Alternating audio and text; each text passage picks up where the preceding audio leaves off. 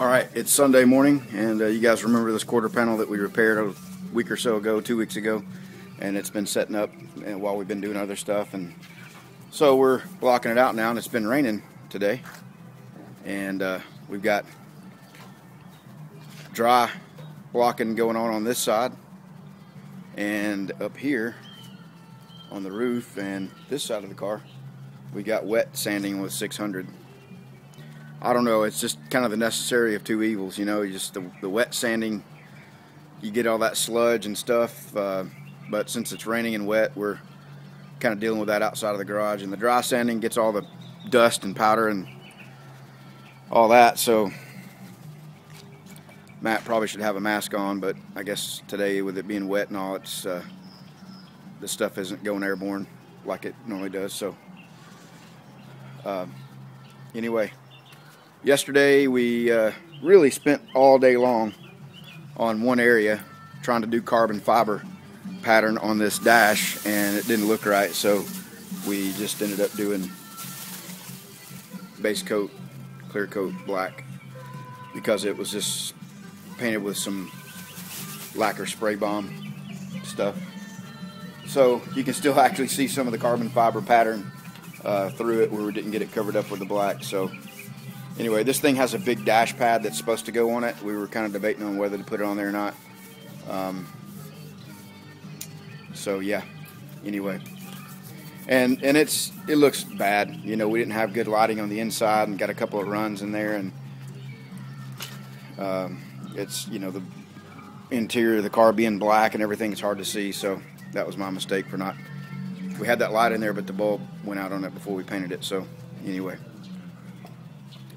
Alright, we'll keep blocking away, and this should be our final stage of blocking here. So once Matt gets this all done in 320, we'll go back with 400 wet and 600 wet, and we'll go from there.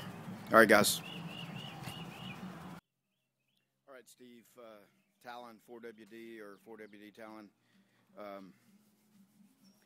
you wanted to see this tape edge using the smooth transition tape from 3M, and you see that, you know, pretty much it really contains the overspray, does a nice job, and but in a couple of areas it did create a hard edge. I don't know if you can, let me back up a little bit.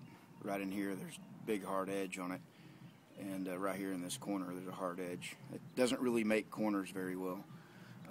It gets all wrinkled up, so you can't really use it in a corner. You have to kind of, you know, take it to there and then kind of start over with another piece if you have a tight corner to go in. But compared to the other taping method, you can see, you know, the overspray sprayed out a good bit further, but honestly that sands out so easy. Just 600 wet and a little bit of sanding on it, it comes right out.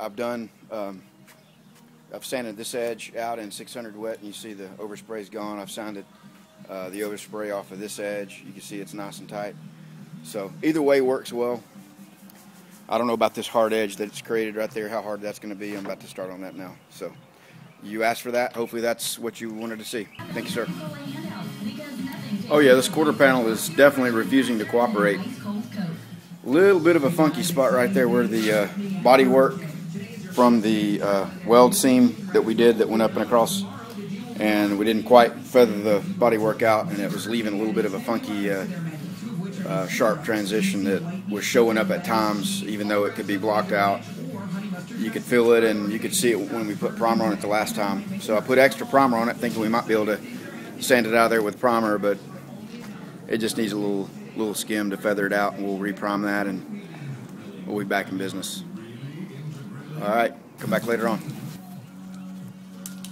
Alright, well, we got our doors block sanding those. Matt's over here wet sanding those. It's pretty convenient to do this off the car, up on a stand with a water hose, so you're not making a big mess in the garage, and just easier to work. So we'll do that with the doors and fenders and hood and deck lid, and then we'll put them all back on the car.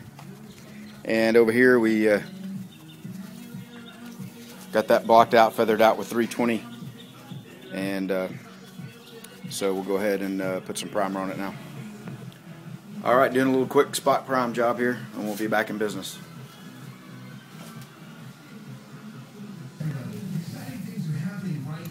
All right, Matt's going to do a little spot prime for us.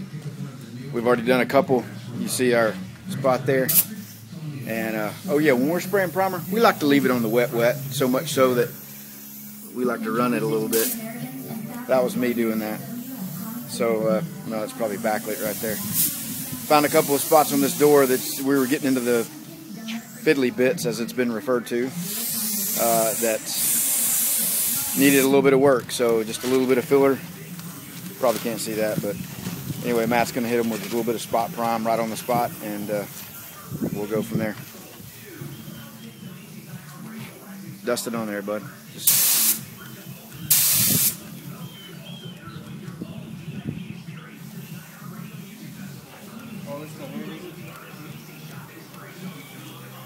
Yeah, just that. Just kind of dust it, you know, and this you can focus on right there.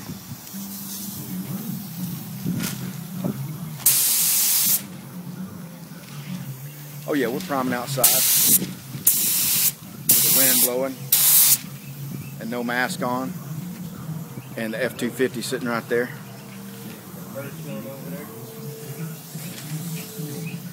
All right, guys, this is what we're doing today. We'll take a quick little tour here.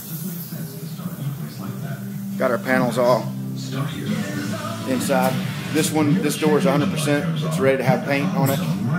This hood is ready. Those are breakthroughs to the epoxy there. One little breakthrough to some body filler, but I think we'll just spray a little bit of epoxy and then be ready for sealer. Deck lid's done, and our fenders are not ready yet. We need to still hit those in 600. We've not taken the paper off of them since we did the jam painting. This quarter we'll have to block it again in 600, and this side of the car, the quarter and everything back that way is done in 600. So a couple more knots this week, we'll have everything ready to go.